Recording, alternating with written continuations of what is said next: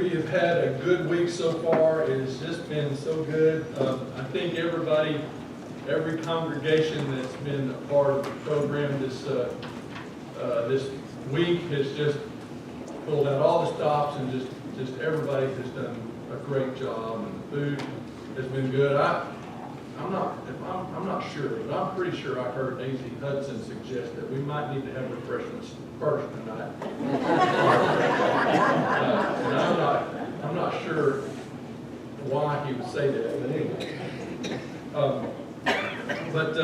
And it hadn't been a good week. It's just been a good week, and I'm so glad that it's Thursday night and you're all here, and so I hope that I don't blow it.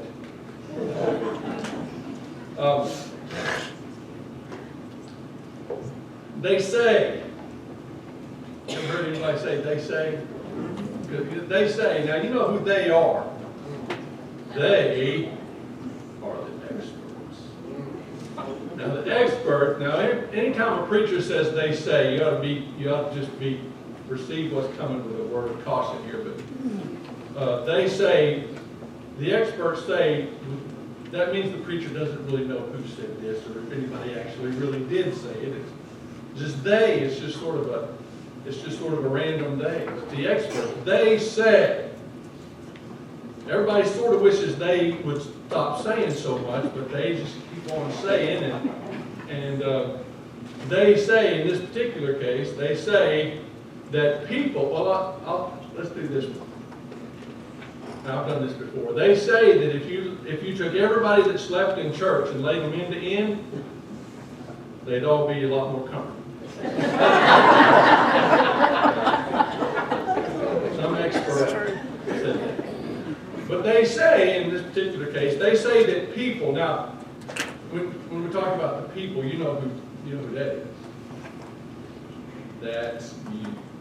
That's you and me. They say that people have a short attention span.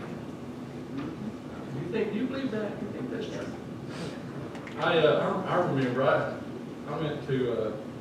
graduated from Oklahoma Christian College University in 1900, none of your business. And I will say that I have been preaching for 35 years this month, and I started when I was very, very young. But 33 of those years have been in this area. 7 years I preached at Allen Congregation, and this is my 26th year here. And it's been a blessing to me. And back in school, I can still remember back this far. Back in school, when they were teaching us how to preach, Meryl, when they were teaching us how to preach in school, they would sort of try to drum it into our minds that people only have about a 15-minute attention span. And I thought, okay, if that's what they say, that must be true. They must be right. So I think they're wrong. In fact, I know they're wrong.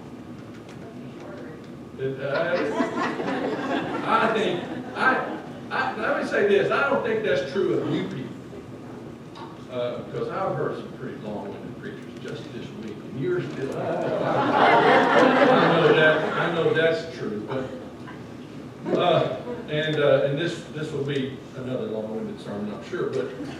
But the problem that I have with it is that let me do this. I'm going to come back to this one. But do you recognize this family? Not the people specifically, but the scenario, the scene here. You see what's going on in this picture? There you have a family all sitting together in their living room, and every one of them's on their cell phone. Okay. Now here's why I think people have a longer attention span than they give them credit for, because I have seen young people, middle-aged, older people do this for hours, literally hours, like this. You know, you can be walking along just kind of nonchalant, and you look at your phone and you're like, ooh. You can stay in that pose for an hour. Why is that? Why is it that people don't complain about how long they can sit and look at their cell phone, but they complain about how long they have to sit in a worship service and listen to the preacher preach, when really it's the song leader that's saying verses of every song, isn't it? Or them long-winded prayers or something like that. Nobody complains. It's the preacher. Now, here's the thing. We have so many things that demand our attention these days. I might say these days, but I suspect that it's always been this way. It's always been something. Nowadays, and anytime you talk about it in your generation, it's these kids have so many things that we didn't have when we were kids. But you had other things that your parents didn't have, and they had other things that their parents didn't have. They had other things that Adam and Eve didn't have. There was always something that attracted your attention. And if you were really interested in it, you could sit and do it for hours and hours and hours. Nobody likes to think about things they don't like to think about. But people dwell on things that they love to think about for a long, long time.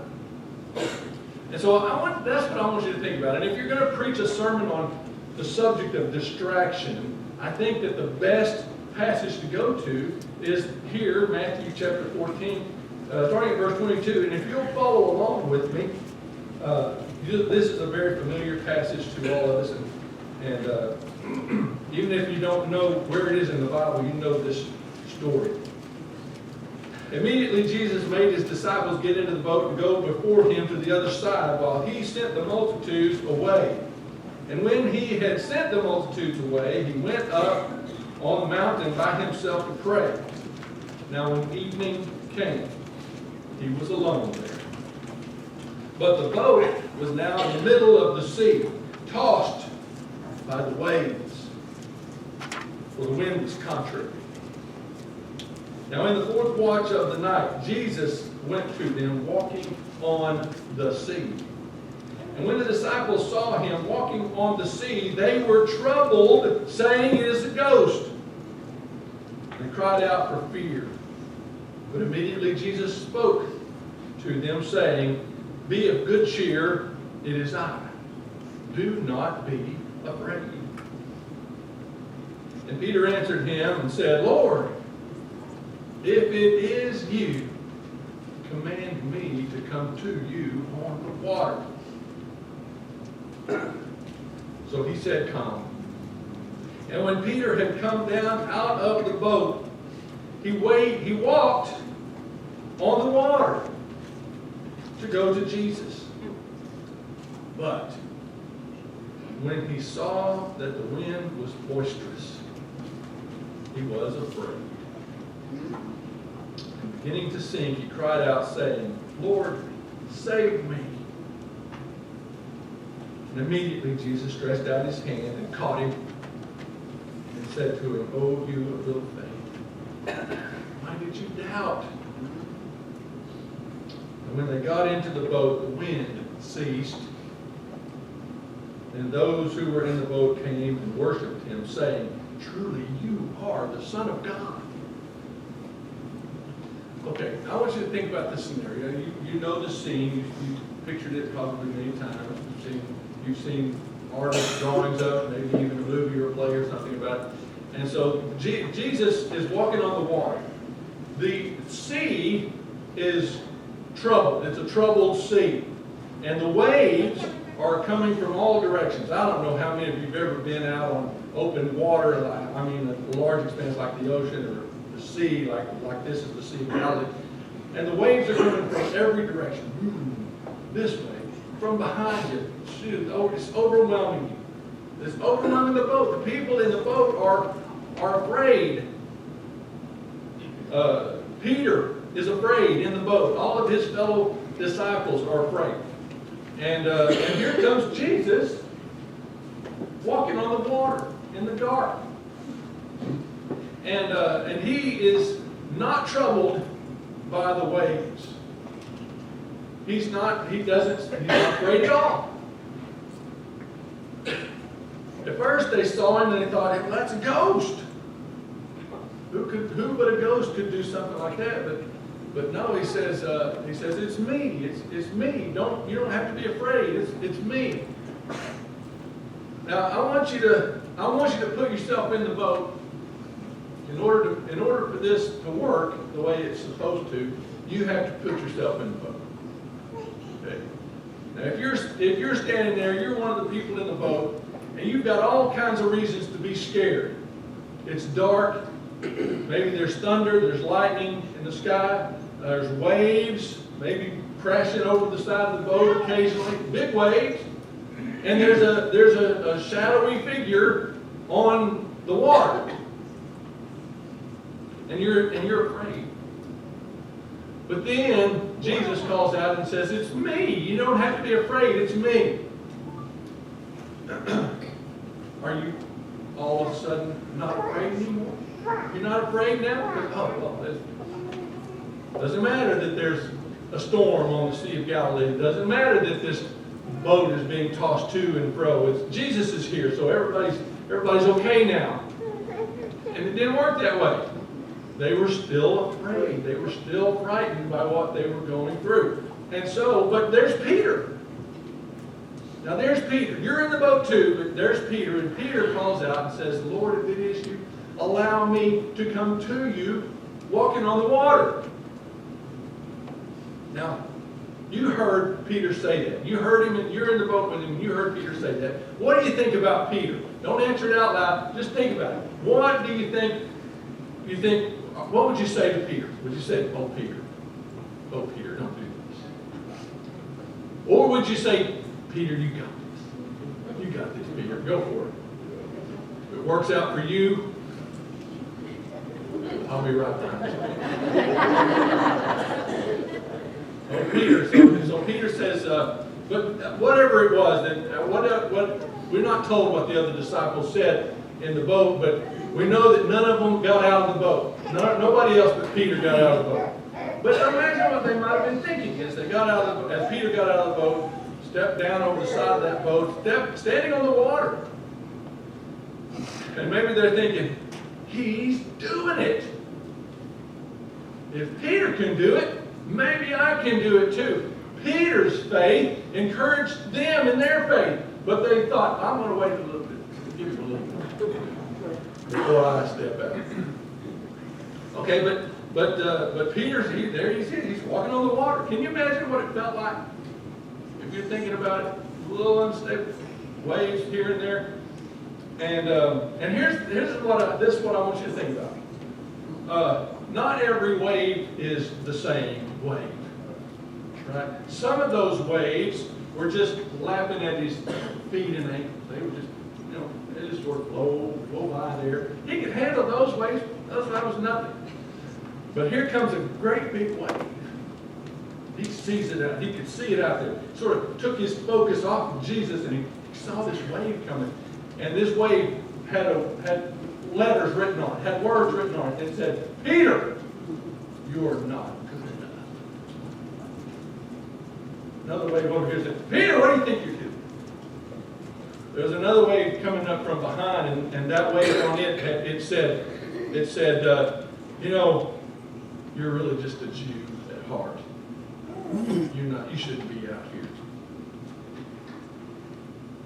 here. There was all kinds of waves coming at him. Everything that he had forgotten about when he had his eyes focused on Jesus, now overwhelming him. Now all of a sudden, it wasn't about, I'm doing this, I'm keeping my focus on Jesus. Now it's all about me and my inadequacies.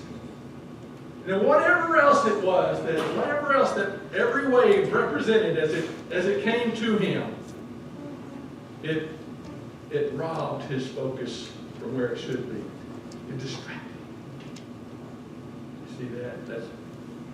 That's how I came up with the title. It distracted him. And so what happened? He sank. he sank in the water. He had to call out, "Lord, save me!" And thank the Lord, he was there to reach out and take him up. But you're in the boat. You're still in the boat, right? You're still in the boat, and you're thinking, I knew Peter could walk on water. He's not good enough. None of us are good enough to walk on water. Jesus can walk on water. He's Jesus, but Peter and me, well, I'm not good enough. And if Peter can't do it, I certainly can't do it. And so he took him back to the boat. As soon as they got in the boat, the wind ceased. The sea became calm. And Jesus said to Peter, I want you to imagine now you're hearing this. You're in the boat, you're hearing Jesus say this to Peter. And he says to Peter, "Oh, you of little faith, why did you doubt?" As if to say, you were doing so good. Why did you doubt? Why did you take your eyes off me? Maybe you're in the boat and you're thinking, yeah, Peter, why did you doubt? Yeah, Peter, what made you think you could do that? So there's that concept, that idea that it could have been different. It didn't have to be that way. But that's the way it was. And so it's got to be that way for a reason, right? Something we can learn from that. But I would say this, that Peter's waves probably be different than my waves. Peter's waves be different than your waves. You got your own waves. And Peter had his, and you've got yours, and I've got mine. We've all got our own waves, and some waves we can handle, some waves we can't. And so that's what we're supposed to be thinking about in all these things. So I'm going to start like this. This one I think is the problem. This one stings a little bit. Just hang in there. The problem is not the distraction. It is our lack of interest in what is important. That's the problem as I see it.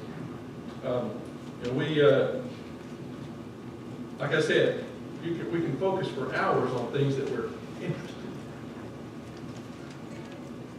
in. Or let me say, we can focus for hours on something that is interesting. Let's see if you can focus for hours on this sermon. If I can keep it interesting enough to hold your attention for longer than 15 minutes. I've been preaching about 15. Hang in there.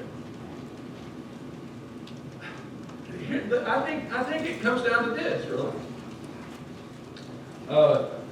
I think it comes down to training yourself. I think it comes down to disciplining yourself, self-discipline. I think it's a matter of you deciding what you're interested in, or giving up some things that you're interested in that maybe you shouldn't be interested in, and changing those things about yourself. You have the ability within you to direct yourself in many ways. Here in Colossians chapter 3, watch this. I know you know these passages.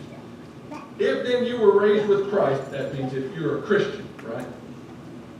If then you were raised with Christ, seek those things which are above, where Christ is sitting at the right hand of God. Set your mind on things above, not on things on the earth, for you died, and your life is hidden with Christ in God. When Christ, who is our life, appears, then you also will appear with him in glory. Now, Now, do you understand how significant that is? I want you to think about it, just break it down a little bit. If then you were raised with Christ, if you're a Christian, if you have been crucified with Christ, and crucified the old man and then raised up a new man, you're a Christian, and so you have been raised with Christ. If that's the truth, if that's the case for you, then you need to set your mind on things above, not on things on the earth. Well, the problem with that is you may have been a Christian for a short time, but you were worldly for a long, long time. And so a lot of the things that the world had you focused on and interested in, all of a sudden, that you have to change those things. You've got to stop setting your mind on things below and start setting your mind on things above. So you've got to make some changes. It's not going to be easy. It's not like it's going to change the interest the instant that you find out, oh, it's Jesus. I can focus on Jesus. He's out there walking on the water, and he says, don't be afraid. So I'll just flip that switch, and everything will be fine now. I just won't think that way. It doesn't work that way. We have to train ourselves in this. That's why the whole analogy about being born again and being babes in Christ and then growing to maturity in Christ is designed so that we start and we grow. And the longer we do it, the easier it is supposed to be. And if it's not getting easier to be faithful and set our mind on things above, we're not doing it right. We're still focused on the wrong things. We're walking on the water, but then we look around, oh, there's a wave of debt bearing down on me. There's a wave of immorality, lust. There's a wave of whatever it is. And it's bearing down on me. And it never even occurred to me to think, oh, wait a minute, where was Jesus? I lost focus.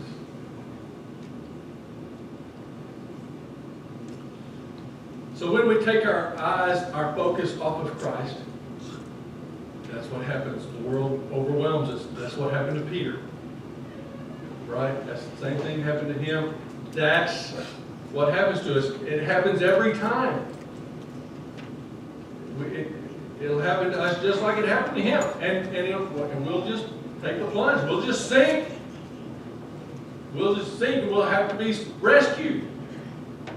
We have a crisis of faith. A crisis of faithfulness. Roger Russell Gordon referred to this passage last night. In case you were wondering if I was paying attention. 1 John chapter 2, verses 15 through 17. Do not love the world or the things in the world. That's where we've been this evening, right? Do not love the world or the things in the world. Watch this part. If anyone loves the world, the love of the Father is not in him.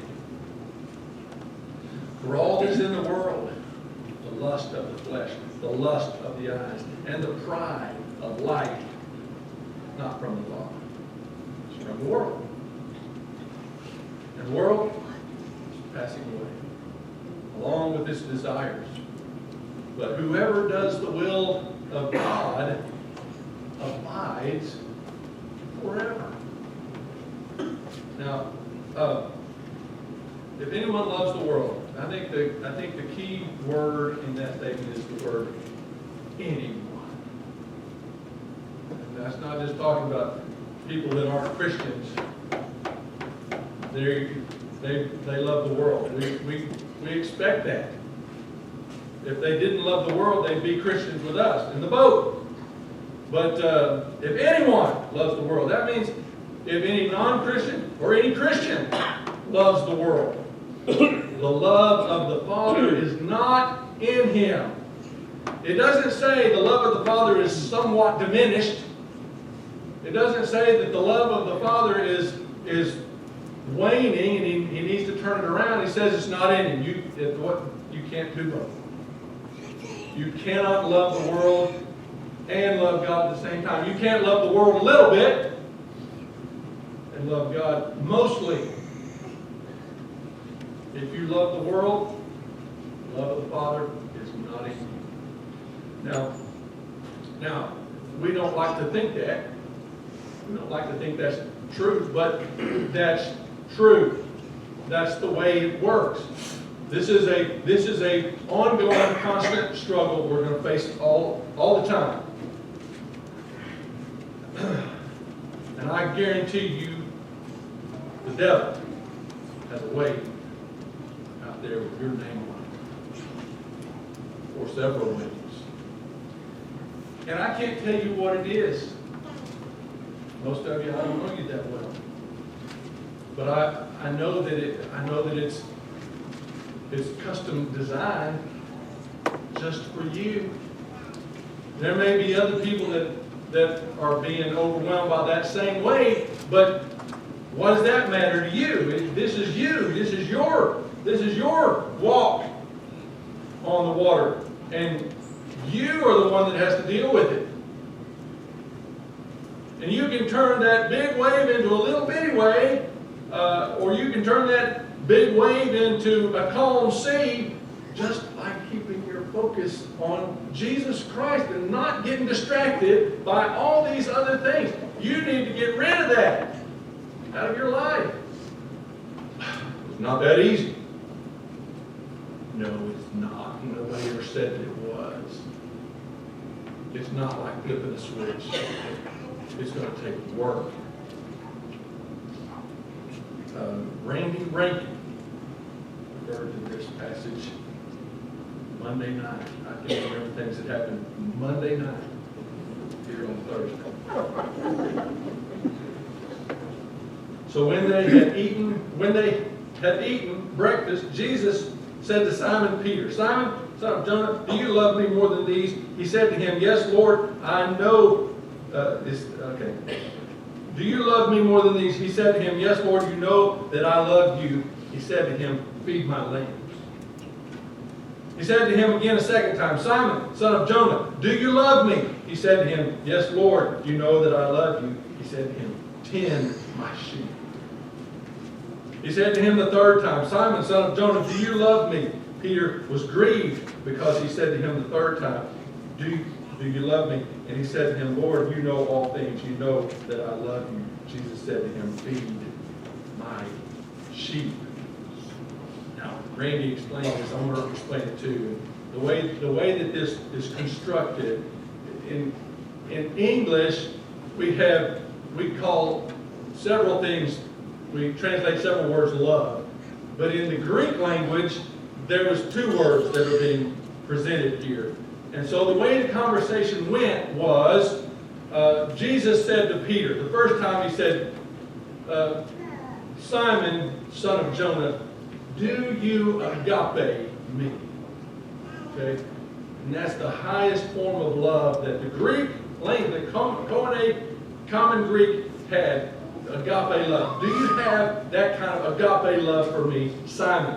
And Simon Peter, when he answered, right after, this is not long since he had denied him 3 times, we heard the rooster crow. He probably heard the rooster crow every morning of his life, and he remembered what he had done, and he was just wounded. He was distracted by the grief. And so when Jesus said, "Do you agape me, Peter?" all he could come back with was, you know all things. You know that I philos you. And that is a lower form of love. And Peter was just wounded. He couldn't get to agape. He didn't feel it. He couldn't even say the word. He couldn't even fake it. So the second time Jesus asked him, "Simon, do you agape me?" Peter said, "I philos you, Lord." And the third time, when Jesus asked the question, he said, "Simon, do you philos me?" And Jesus brought it down to Peter's word. And I can imagine that Peter must have been at least tearing up at this point. Hopefully we're all tearing up at this point. When Peter said, Lord, you know all things. You know that I feel this you. And every time he asked the question, when Peter answered it, he said, I need you to tend my sheep. I need you to feed my lambs, Peter. The lambs are hungry. And I need you to get back in the boat. I need you to step out on the water. I need you to refocus yourself. I need you, Peter.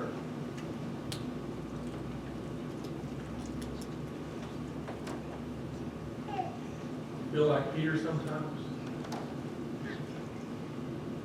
I want you to look at this with the Apostle Paul.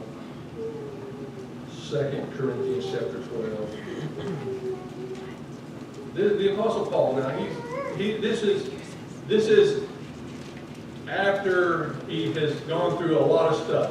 I mean, physical injuries, after he'd been stoned and left for dead, after he had been beaten in Philippi, after he'd been through all kinds of stuff, and he was maybe hurt at the time when he said this. But look what he says. Right in verse 7, 1 Corinthians 12. 2 Corinthians 12. Lest I should be exalted above measure by the abundance of the revelations, a thorn in the flesh was given to me, a messenger of Satan, to buffet me, lest I be exalted above measure. Concerning this thing, I pleaded with the Lord 3 times that it might depart from me. And he said to me, my grace is sufficient for you. For my strength, listen to this, my strength is made perfect in weakness. Therefore, most gladly, I will rather boast in my infirmities, that the power of Christ may rest upon me.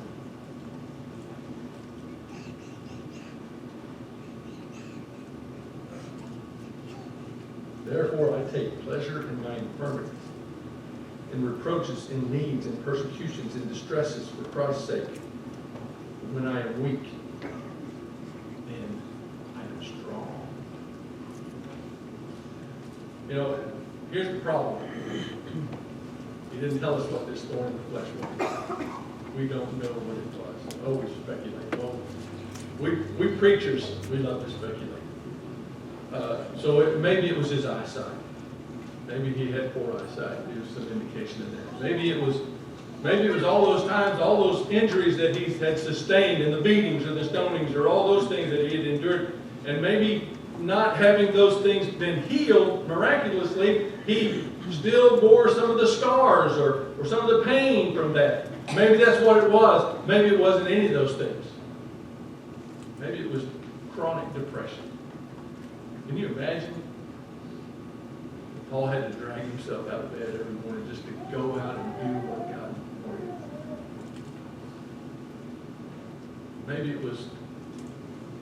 the tent making business wasn't going very good. Maybe it was a money problem. Maybe it was whatever it was, his thorn in the flesh, different from your thorn in the flesh. Maybe it was just the people that just seemed to hate him for what he was doing. And that was a thorn in the flesh, and God wouldn't take it away from him. I guarantee you that his thorn in the flesh is different than your thorn in the flesh. Whatever your thorn in the flesh is, that's what you pray to God that he removes from you. And when you pray to God and he says to you, my grace is sufficient for you. My power is seen in your weakness. Imagine Paul coming into your town to preach the gospel. You've heard that he's coming. And you're expecting a giant of a man, strong and powerful. You've never seen him before. When Paul comes into town, he's a little stooped over a little bit. Maybe he's got a have some help because his eyesight is just not what it should be. Maybe he's got a limp. Maybe he's missing some fingers. He gets up to preach.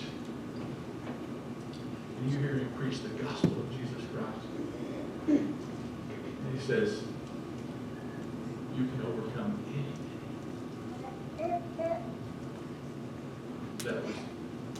That was a lot more powerful than it would have been if he had been a young, vigorous man.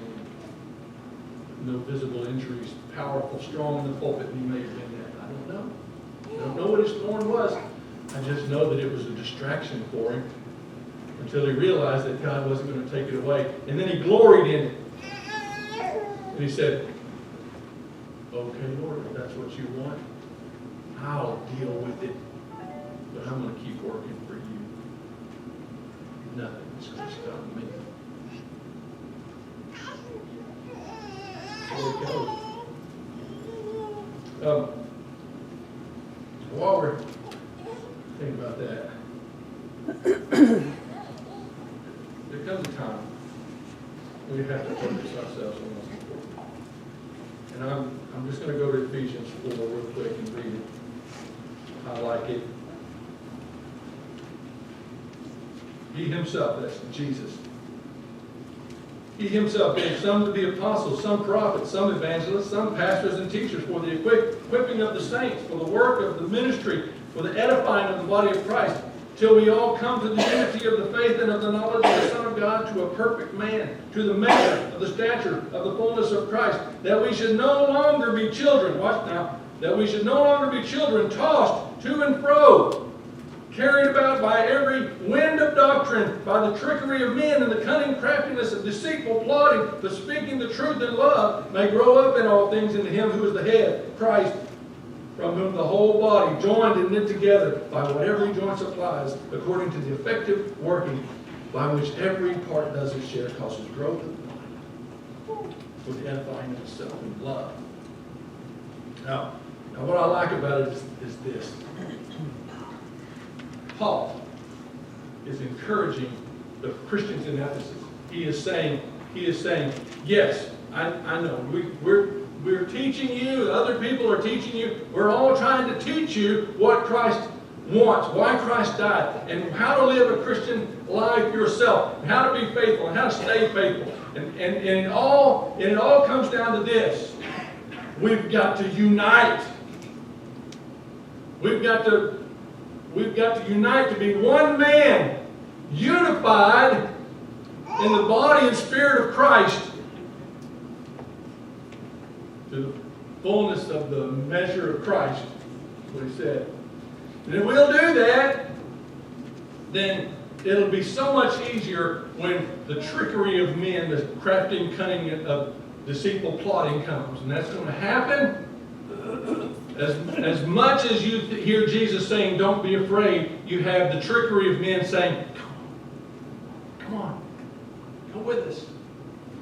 Try this, try that. Ignore your problems and come and have a drink.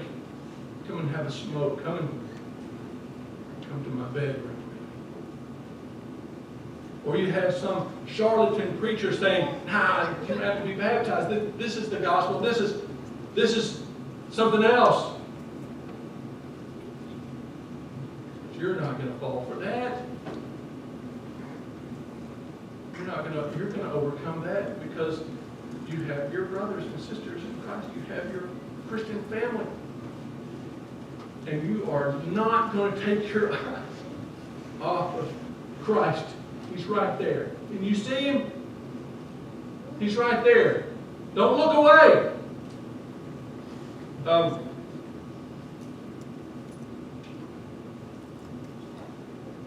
can't keep thinking about Peter walking on that water. I want you to go back to the Sea of Galilee with me. Are you in the boat? Are you in there with me? I'm in the boat too. I'm not Peter. I didn't get out, but we're looking, we're watching, and there's Peter. Peter says, Lord, if it is you, bid me come to you on the water. And you hear Jesus say, come. And you reach out and you take Peter by the arm. You say, whatever you say. And you watch as Peter gets out there and watches Jesus. And you see as he's doing well, and you're thinking, he's doing it. But then he looks around and you can tell he gets afraid and he sinks in the water. And Jesus has to save him and bring him back to the boat. And you hear him when he says, oh, you have little faith. Why did you doubt? What if it had been different, though?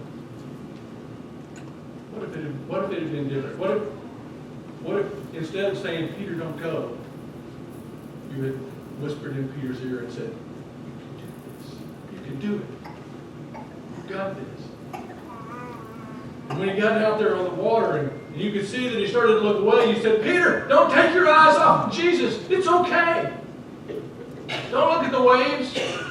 Don't worry about the wind. Don't think about the thunder and the lightning. Don't worry about any of that stuff. Just keep your focus on Jesus. What would have happened? What would have happened if Peter had made it to Jesus and Jesus had embraced him and said, oh, Peter, bless your heart. You are a man of great faith. You didn't doubt. What would have happened next? What would you have done? Would you have gotten out of the boat? Peter did it. I can do it. All I have to do is keep my eyes on Jesus. And everybody says, you can do it. And Peter says, you can do it. Come on. It's great. And so you do it. Now there's 3 of you out there, and more people get out of the boat. And more people are walking on the water. And we're out there with Jesus, and Jesus is embracing us and says, see, I told you don't have to be afraid. We've got this. This is what I wanted.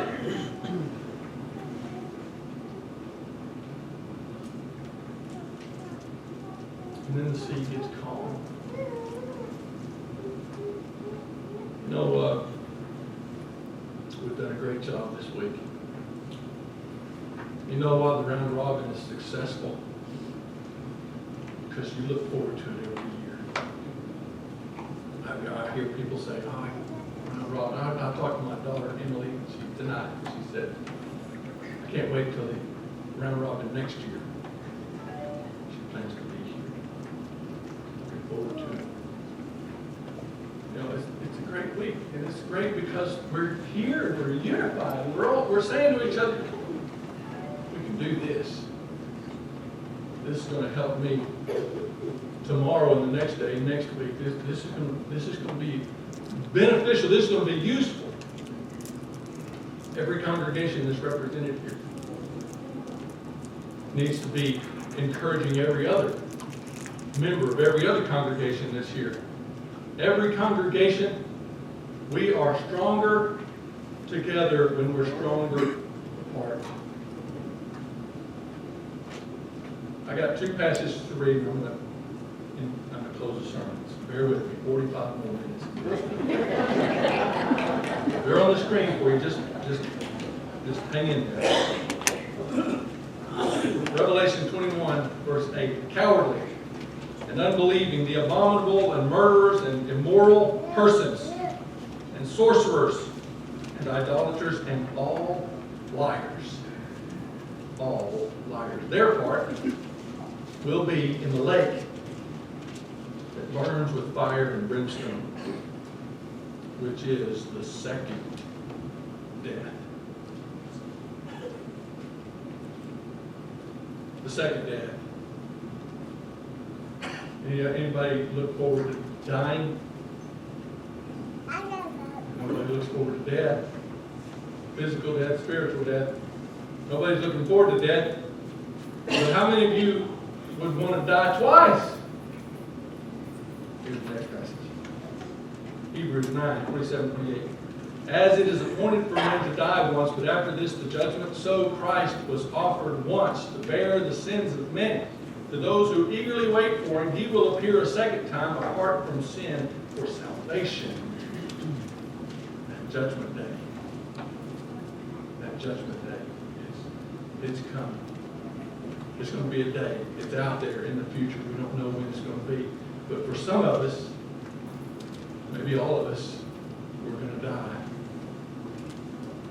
And all of us, we're going to have to, after we die, if we die before the Lord comes back, we're going to stand before God in that judgment day. And they say,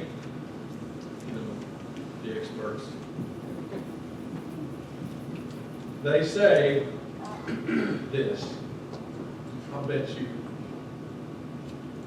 most people in here don't know what this means. They say you only live once. They are wrong. For most people, for some people. The fact of the matter is that if you're a Christian and you die in a saved condition, if you're judged to be saved on the day of judgment, then you lived your life, and then you died, and then you live for eternity. You have eternal life to look forward to. On the other hand, if you are not a Christian and you die in that condition, not only do you only live once, but you die twice. And it's an eternal death. There's no coming back from that death. And it's up to you. It's up to you. It's going to be a simple choice, really. And when all is said and done, it's going to be up to you whether you keep your focus on what's important for longer than 15 minutes on Jesus. Now look around. What would have happened if that family with the cell phones had just, what would they have done? Talk about your day. What's your day? What did you do today? What happens to us? What happens to us when we see somebody stepping out on the water? What your faith or faithlessness affects everybody around you. We're going to accomplish a lot if we're all out there on the water with Jesus, and Jesus saying, there's nothing that I can't accomplish with people like this. So maybe there's somebody here tonight that is just thinking about stepping out of the boat, stepping out on the water. Satan is saying, do it. I got a wave coming for you. You just got a brother there saying, don't take your eyes off of Jesus. Everything's going to be okay. I'm right behind you.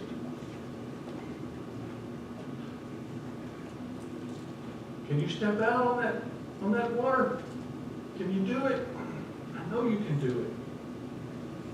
Eventually, we all get out of this boat. So it's up to you.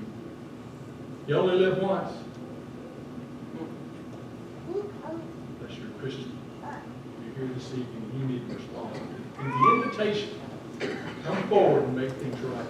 If you need to be baptized into Christ for the forgiveness of your sins to become a Christian, or if you need the prayers of brothers and sisters in Christ who want to help you, who want to encourage you, if you need to respond to the invitation, would you come forward to the front of this room while we're singing this invitation song? Will you come?